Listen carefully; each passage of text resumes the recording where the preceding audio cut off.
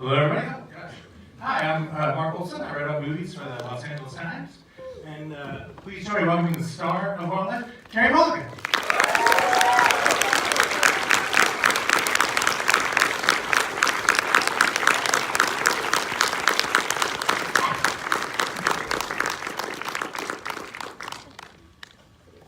So to get started now, I understand that you've known Paul Dano, director of the film, and Zoe Kazan, who adapted the book along with Paul, for a number of years now. And I'm curious, so when like your friends call you and they tell you that they have this part for you, is that like an easy yes because it's your friends, or is it kind of awkward and strange because what if you don't want to do it?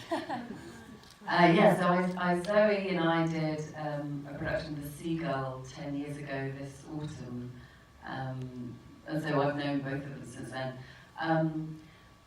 When Paul called me, he called me like 2 years ago and on a Friday evening and said, I'm going to send you a thing, read it and call me back. So I didn't really even have time to worry that I wasn't going to like it. I read it straight away and I loved it, and I called him back sort of 90 minutes later and said yes. So there was no awkward moment.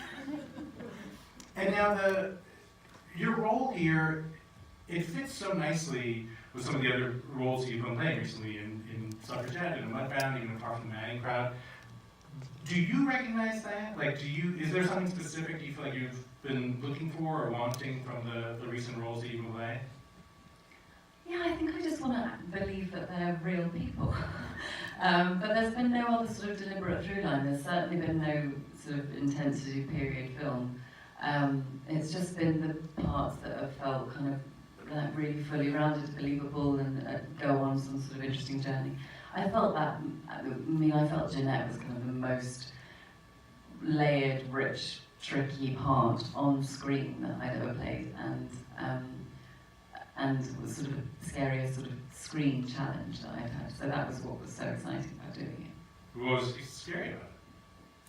I think the fact that she doesn't really have a plan, that she's not really, a lot of the parts that I played have had somewhat of a kind of idea of what they're doing, or they go on a journey, they go on a path that they understand what the end point is and they know what they want, or, Suffragette, she kind of becomes radical, she has she's a revolution sort of moment where she realises the strength that she has and she goes on this journey and she comes to the end of it. With Jeanette, there wasn't really an answer. It was just it was just a week in this woman's life and a struggle to understand who she is underneath the sort of mother trope and wife trope, and a lot of it just didn't really have any clear-cut answer. And I think there is a risk with playing out of control or playing someone that's sort of going off the rails that they can become really boring really quickly. And now, do you find that with a part like this, do you start the job, like do you start shooting, having answered all those questions for yourself, or is part of the performance you trying to figure her out, like in front of us? Kind of, yeah, I think so. I mean, no, I didn't. I mean, I kind of had an idea going in, and I certainly, the first thing I kind of recognised in the script was that feeling that you have of realising that a part of your life is gone, and that kind of lurch in your throat when you think, God, I'm like, I was 21 5 minutes ago. Like, where did that go? Even having done the play with Zoe 10 years ago, we've known each other for 10 years now. I feel like that was 2 minutes ago that we were in that tiny dressing room in New York. And so that, I think, Jeanette is going through. I think she's having that sort of nostalgic whiplash of like, fuck, like, just lost a portion of my life. But she's experiencing it in a really negative way. And she's looking at all of the possibility that lay before her when she was 18 and she first met Jerry, and seeing that all of those ideas of who she could have been have gone. So part of this week is just like exploring those people, like, I could have been this, I could have been that, had I met this guy or not met him, like all of these ideas of what was possible for her before she met Jerry. So yeah, that sort of jumped out as being kind of first thing that I understood about her, and then everything else was sort of, and then there were some things that completely surprised me when we were shooting them that I didn't even realise, which seems so obvious, that the scene quite towards the end where Joe comes home and he asks his parents what's going to happen, and neither of them can really answer, and Jeanette says, I don't know. In that moment struck me as completely heartbreaking, and I'd never really thought about it, but the idea of not being able to tell your children that everything's going to be all right then became very tragic, and I haven't really, I've got 2 children now, I had 1 then, but it just, I don't know, I'd never really, I suppose I thinking about that scene enough beforehand. But so there were things that came along that were sort of surprising and interesting. And I'd seen another interview where you said how you know that you kind of tend towards restraint, and that Paul, in his direction of you, really tried to push you to sort of open up more, especially in a couple of those real powerhouse scenes with Jake. And can you talk a little bit about that, like what it maybe felt like for you to go bigger like that, and what it was that Paul maybe was saying to you to kind of push you out there? So it was less in the scenes with, so in the scenes with Jake, that always felt really kind of natural, like theatre. You know, Paul would set the frame, and then, you know, so the scene where Jake leaves for the fire, I think we did something like 16 takes of that, where we would just, that last bit where we're standing on the table screaming at each other and Joseph's watching, we did that over and over and over again until we felt like it was sort of the right version of it. But it was more in the scenes, kind of at Warren Miller's house, the scenes where she's kind of, you know, she's changing her strategy of how she's dealing with this every 2 seconds, and she says something and she thinks she's cottoned onto the right idea, and then Warren Miller kind of puts her off that, and then she feels foolish and has to change tack. And so it was kind of constantly, and it's kind of exposing, and she's drinking more and getting more drunk, and so there's that coming into the mix, and then she's sort of having a moment of self-awareness and realising she's doing this all in front of her son, and that's awful. And so there's all these kind of things going on. I think she's kind of making a fool of herself. So I think those are the moments where Paul was good at being like, just do the total wrong thing, and I'll make sure that it works. You know.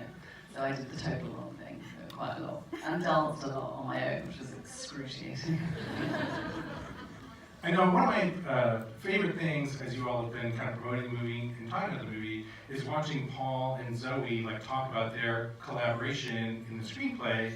In that Paul like wrote a draft, and it was easier for Zoe to just completely rewrite that draft than to try to give him notes on what he had done. And to watch them talk about this in public time and again has been really fun and interesting. I hate to like turn you into their like proxy, but they're not here. Like, so when did you get some insight into like their collaboration, their dynamic? And it seems almost in a way like the movie is like a conversation that they're having like with each other that they're now still having. Yeah, so I knew when I said I was going to do the job, we all met up in New York not long afterwards, but we were having breakfast, and, you know, my daughter was there, and so it was kind of all a bit of a, you know, it was a kind of family thing, it wasn't really, so we were having little bits of conversation there, but Zoe had a lot of thoughts that she wanted to transmit about Jeanette, but she actually wasn't able to be on set for the shoot because she was already booked to do a play, so she was on stage in New York. And I knew she was watching Rushes, and because she's an executive producer.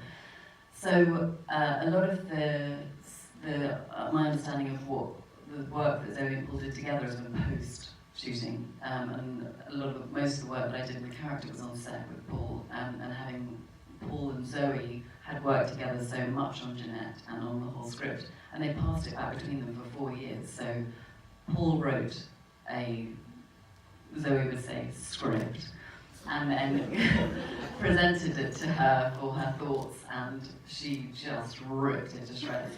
And they fought, and they got about 5 pages in, and she said, look, I think I know what you're trying to do. I'm going to just do it. It'd be easier to do a version, a draft. And then for 4 years, he would take an acting job, she would do a draft, and she would take an acting job, and he would do a pass, and they worked. And so by the time it came to me, I'd never come across a character on the page that was that fully formed. There was just nothing to do with it. You didn't need to add anything. She was just written, and Zoe and Paul had made, you know, the blueprint of who that person was so clear from reading the script. So Zoe had kind of done all her work by that point, and then from then on it was the director role of Paul to kind of bring everything else to it. But yeah, since and in the edit, obviously Zoe is very, very involved, and then since we've been doing press together, watching the way that they've talked about it has been amazing, because she did sort of go into Paul's brain and pull bits out of it that he was trying to, you know, and there was she tells the story about how, you know, he wrote something in the script about a scene, and Jerry is standing in the garden, or Jerry's in the kitchen, Jeanette's by the sink, and Joe's here, and she was like, Paul, you need to give them stuff to say. He was like, no, they don't need words, the camera's outside. You know, so he knew so much of what he wanted to see on screen right from the beginning, and it was the portrait, the final moment of the 3 characters sitting next to each other. It was when he pictured that in his mind that he knew that he could make the film. And in the book, that's just one line. It's just a line that says, Joe got a job at a photo studio. So it was Paul and Zoe that made the, you know, part of our film. And can you talk a little bit more about what, for you, it was that's different about Jeanette, the way that she's so fully formed? I've heard you talk about how the fact that she's sort of allowed to be messy, she's allowed to make kind of questionable choices, and what that kind of meant for you and what that felt like to have that character presented to you. Yeah, I think it was that, you know, she can be kind of a bitch, and she can be kind of short, and she can be unpleasant, she can sort of, she's embarrassing sometimes. I think I've been all of those things, but I don't very often get to do them on screen.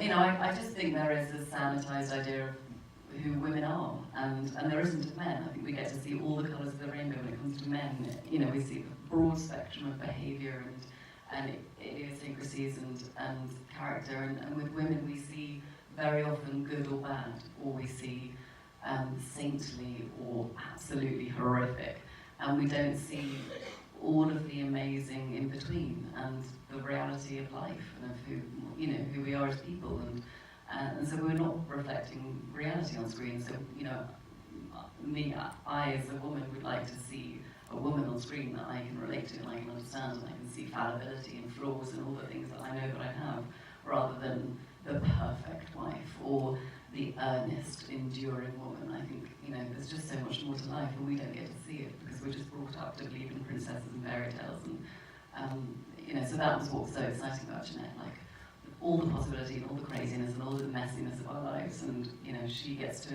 explore a little bit of that. And we have, before we go to take a few questions from the audience, I'm just going to ask you one more question, which is simply, the movie is played, you know, it premiered at Sundance, it's played at Cannes, Toronto, New York, some of those prestigious film festivals around. You have gotten fantastic reviews for your performance so far. What does it mean to you? What does it kind of feel like to give so much of yourself to a role and then to have it be received the way the movie has been so far?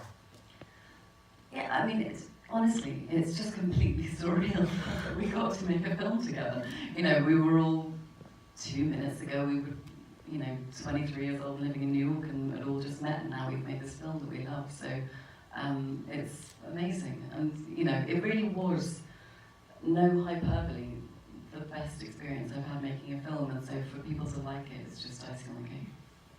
And does anybody have any questions? Raise your hand. Oh, towards the back here, go ahead.